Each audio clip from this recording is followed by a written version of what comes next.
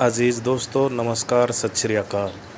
पाकिस्तान की एंकर फ़िज़ा अकबर खान, जो हर वक्त भारत के ख़िलाफ़ अनाप शनाप बकती है, आज अपने देश की कोरोना के ख़िलाफ़ जंग में जो हालत है उसके ऊपर जो रोना रो रही है, उसके संदर्भ में ये वीडियो है। देखिए, चैनल को सब्सक्राइब कीजिए, अगर पसंद आए तो लाइक कीजिए और दोस्तों के साथ शेयर कीजिए। धन्यवाद। इस्लामी जमहूरिया पाकिस्तान, इस मुल्क की असास ही कलमा तौहीद है। ये मुल्क एक इस्लामी एटमी रियासत है। होना क्या चाहिए था नाजरीन? होना तो ये चाहिए था कि इस मुल्क पर हुकूमत करने वाले जितने भी अफराद आए, मैं किसी एक का नाम नहीं लूँगी, जितने मिसालें कायम करते जिनका तज़किरा करते वक्त लोग कहते कि हाँ ये वो मुल्क है, ये वो मुल्क है जो मोहम्मद के नाम पर हासिल किया गया, जो अली के नाम पर बनाया गया, और यही वो मुल्क है जिसको बनाने वाले का नाम मोहम्मद अली जिन्ना था। मोहम्मद अली जिन्ना था। लेकिन बदकिस्मती से इस मुल्क को वो हैसियत और अहमियत नहीं मिल सकी, वो इनफरादियत नहीं मिल सकी जो इस मुल्क का हक था, जो मुल्क मोहम्मद के नाम पे बनाया गया, अली के नाम पे बनाया गया, और बनाने वाले जिन्ना, जिनके नाम में मोहम्मद भी आता है, अली भी आता है। आप कह सकते हैं कि ट्रू फॉलोअर थे कायद आज़म मोहम्मद अली जिन्ना, नबी पाक सल्लल्लाहु अलैहि वसल्लम के, मौला अली के भी, जिन्होंने पाकिस्तान जैसी नेमत हमें देने में, ये तोहफा मिला था हमें, जिनमें इनकी अनथक मेहनत, अनथक कोशिशें थी। बीमार थे, बीमारी छुपा ली कि लोगों की, जो मेरे साथ साथी हैं, उनकी हिम्मत कम ना हो जाए। और यहाँ पर देखें कि बीमारी नहीं भी होती तो कहा जाता है बीमारी है, थोड़ी सी होती तो कहा जाता है बहुत ज़्यादा। ये है मुल्क से मोहब्बत, जो इस मुल्क का हक था। आपको लगता है कि वो हक मिला? किसी हुक्मरान ने हमें दिया इनके अलावा? इसमें कसूर जहाँ पर हुक्मरानों के, आपको पता है वहाँ कसूर हमारा भी है, अवाम का है। आज हम कहाँ खड़े हैं? आज हम क्या कर रहे हैं? हम कैसी ज़िंदगी गुजार रहे हैं? हमारे हुक्मरानों की तरजीहात क्या हैं? क्या हमारी नुमाइंदगी करने वालों को हमारे मसाइल, हमारी ज़रूरियात का इल्म है भी? पहले तो होता है ना कि इल्म होना चाहिए, फिर कोई हल निकालेंगे। इनको तो इल्म ही नहीं है। ये वो सवालात हैं जो मेरे जहन में, यकीन जानिए, अक्सर गर्दिश करते हैं, आपके जहनों में भी गर्दिश करते होंगे। और खुसूसन हम तो वो उम्मत हैं जिनका मौला अली है, जिनका रसूल रहमतुल आलमीन है।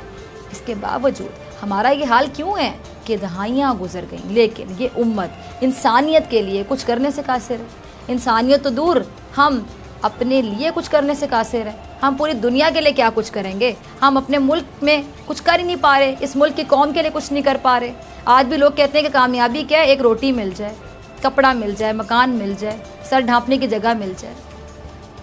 इस मुल्क को बने हुए 70 साल से ज़ायद हो गए। 70 साल, सोचे ज़रा। भला हो डॉक्टर अब्दुल कदीर खान का, जिन्होंने एटम बम बना दिया, वरना इसके अलावा खुद बताइए, हमारी जो दुनिया की तरक्की में हमारे मुल्क की कोई कंट्रीब्यूशन आपको नज़र आती है? क्या हमारा मुल्क दुनिया के तरक्की याफ्ता ममालिक में आता है? हरगिज़ नहीं आता, आता ही नहीं है। क्या हमारे हुक्मरानों को दुनिया बेहतरीन हुक्मरानों में से एक तस्वुर करती है? बिल्कुल नहीं। क्या हमारे सेहत के निज़ाम की कहीं तारीफ़ की जाती है? नहीं। क्या हमारे अदालती निज़ाम की मिसालें दी जाती हैं? क्या हमारे मुआशरे को आइडियल मुआशरा समझा जाता है? बिल्कुल नहीं। क्या हमारे पुलिस, सियासी या सरकारी निज़ाम को कहीं भी अप्रिशिएट किया गया हो? कभी नहीं। क्या हमारे मुल्क का कोई एक ऐसा सूबा है जो दुनिया के साफ, सेहतमंद कह लें, अमन पसंद कह लें, ऐसे सूबों में शामिल होता हो? बिल्कुल भी नहीं, बिल्कुल भी नहीं। अब सोचा कि क्यों नहीं नहीं नहीं नहीं नहीं, हर चीज़ में नहीं, क्यों? इसकी वजह है ना कोई? क्या वजह है इसकी कि हम हमेशा मुश्किलात से दो चार रहे?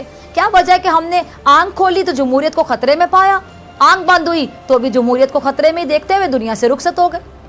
क्या वजह है कि हमारे मुल्क में एक साथ 3 से 4 तालीमी निज़ाम है? क्या वजह है कि हमारे मुल्क में गरीब के लिए इलाज से बेहतर, अफसोस के साथ कहूँगी, गरीब के लिए इलाज से बेहतर कब्र है? क्या वजह है कि हमारे मुल्क के कानून पर मुतासिरीन की मदद करने से ज़्यादा कातिलों का साथ देने का इल्ज़ाम लगता रहा है? इंतहाई माजरत के साथ कह रही हूँ, ये अफसोस के साथ कह रही हूँ।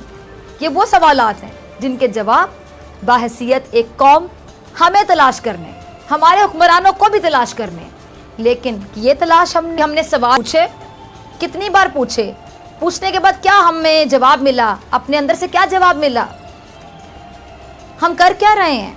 किस सम्त में जा रहे हैं, कहाँ हमारी सम्त कहाँ जा रही है? सोचा कभी आप लोगों ने? अभी हम कहाँ खड़े हैं, हमारे हुक्मरान कहाँ खड़े हैं, हम क्या कर रहे हैं अपने मुल्क के साथ? दुनिया कुरान पर तहकीक कर रही है, दुनिया कुरान पर तहकीक कर रही है। दुनिया हमारे हम कितने खुशनसीब हैं। दुनिया हमारे खुलफाए राशिदीन के तर्ज हुकूमत पर तहकीक कर रही है।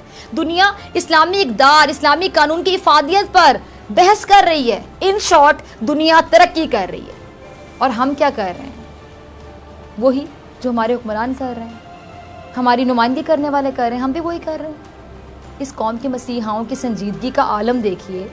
जिस वक्त पूरी आप देख लें कि दुनिया कोरोना की वबा का इलाज ढूंढ रही है, इस वक्त इसी वबा पर होने वाले इजलास में इक़दामात और इस्लाहात की बजाय एक दूसरे को गालियाँ निकाली जा रही है, तमस्कर उड़ाया जा रहा है, तनकीद बराए तनकीद की जा रही है। और इस इजलास से बाहर आने के बाद ऐसे बयान दिए जा रहे हैं। दुनिया के सामने एक लतीफ़ा बन रहे हैं। पैनिक है, टोटल पैनिक है। लॉकडाउन लगाने के फैसले में भी कोई प्लानिंग नहीं थी, लॉकडाउन खोलने के फैसले में भी कोई प्लानिंग नहीं है, और लाखों करोड़ों लोगों को हुकूमत ने बगैर एहतियाती तदाबीर इख्तियार किए कोरोना के अंदर झोंक दिया है। ये बदतरीन जुर्म है कि जो इस हुकूमत की नालायकी, नाअहली और इनकी नातजुर्बेकारी की सजा आज करोड़ों लोग पाकिस्तान के ये हैं जी हमारे मुल्क पर 30 साल हुकूमत करने वाले वो अफराद जो आज ऑपोजिशन में। कोरोना का पहला केस, अगर मैं गलत नहीं हूँ तो 26 फरवरी को सामने आया था, ऐसा ही है। इसके बाद से लेकर अब तक ये जो डॉक्टर एहसन इकबाल साहब हैं, इनकी इनफरादी या इज्तिमाई खिदमात क्या थी इस मुल्क के अवाम के लिए, कभी ये बताना पसंद करेंगे? इन्होंने क्या तजावीज़ दी हुकूमत को कोरोना से निपटने के लिए? इन्होंने कितना हिस्सा डाला अपना कोरोना रिलीफ फंड में, या इन्होंने कितने क्वारंटीना सेंटर्स बनाए? इन्होंने इस आलमी वबा का मुकाबला करने के लिए अपने सियासी कारकुनों को कितना मोटिवेट किया, या अपने तौर पर ऐसे कौन से इक़दामात किए जिनके बाद ये इतने मुतमईन होकर, इतने कॉन्फिडेंस से हुकूमत पर तनकीद करें? अगर इन्होंने ये सब कुछ किया होता जो मैं इनसे पूछ रही हूँ, तो फिर तो ये कॉन्फिडेंस बनता था एहसन इकबाल साहब। लेकिन कुछ ना करके इतना कॉन्फिडेंस, ऐसे कॉन्फिडेंस को मैं कहती हूँ कि कॉन्फिडेंस नहीं, ढिटाई है। और ढिटाई का मतलब मुझे आपको समझाने की ज़रूरत नहीं है, आप अच्छी तरह से समझते होंगे एहसन इकबाल साहब। और क्या इस वबा में भी अगर ये प्रेस कॉन्फ्रेंस कर रहे हैं तो वही लहजा, वही बातें, ये बातें तो एहसन इकबाल साहब पिछले कई सालों से कर रहे हैं और अवाम सुन रही है, कौम भी सुन रही है, सारा कुछ सुन रही है ना कौम। और अल्लाह इनको जिंदगी दे, आने वाले कई हजार साल तक भी एहसन इकबाल साहब के मुंह से यही सुनने को मिलेगा कि इमरान खान नाअहल है, इमरान खान नालायक है, वगैरह वगैरह वगैरह वगैरह। खुद एहसन इकबाल साहब की काबिलियत ने इस मुल्क का कितना भला कर दिया, आज मैं ये पूछती हूँ। चले भाई, आप काबिल हैं, दूसरा नालायक है आपकी नज़र में, तो आपकी काबिलियत से हमें क्या मिला? आ गए हम टॉप ममालिक की लिस्ट में कि हमारी कौम के पास, हमारे मुल्क के पास एहसन इकबाल है, इतना ज़हीन इंसान। इस कौम को कितना फ़ायदा दिया आपकी जहानत ने या आपकी अहलियत ने एहसन इकबाल साहब? आज ये बता दें। मैं तो रिजल्ट की बात करूंगी, क्या रिजल्ट मिला आप लोगों की परफॉर्मेंस से? इस मुल्क के गरीब और मुतवस्सित तबके को कितना सुकून मिला एहसन इकबाल साहब की बातें सुनकर? कितने मसाइल लोगों के हल हो गए इनकी गुफ्तगू सुनकर। और दूसरी बात, भाई हुकूमत अगर आपकी होती, आप क्या करते? इसका जवाब दे दें कभी, और मुझे पता है इसका जवाब आपके पास नहीं होगा। हर फर्द की एक सोशल रिस्पॉन्सिबिलिटी है। अब अगर कोई शख्स खुदकुशी करना ही चाह रहा है तो उसे आप कितनी बार बचाओगे? जहां आप हुकूमत पर तनकीद कर रहे थे, जो कि आपका जमहूरी हक है, और एक यही जमहूरी हक है जो आपको याद है, बाकी हुकूक जाएं जहन्नुम में। चलें, इसी हक को इस्तेमाल करते हुए आपको कम से कम अवाम की गैर जिम्मेदारी तो हुकूमत पर नहीं डालनी चाहिए थी ना एहसन इकबाल साहब। सिंध में अगर लोग निकल रहे हैं, एहतियात नहीं कर रहे हैं, वो अपने और अपने बच्चों और बुजुर्गों की ज़िंदगियों का ख्याल नहीं कर रहे हैं, और बाद में उनका अल्लाह ना करे जानी नुकसान होता है, तो ज़िम्मेदार वो भी हैं। सिंध हुकूमत को बुरा भला कहना गलत होगा, क्योंकि कुदरती आफात और आलमी वबा का मुकाबला तो कोई भी नहीं कर सकता, सिर्फ एहतियात ही की जा सकती है, इतनी कोशिश की जा सकती है कि ज्यादा से ज्यादा नुकसान से। लेकिन बावजूद जब आपके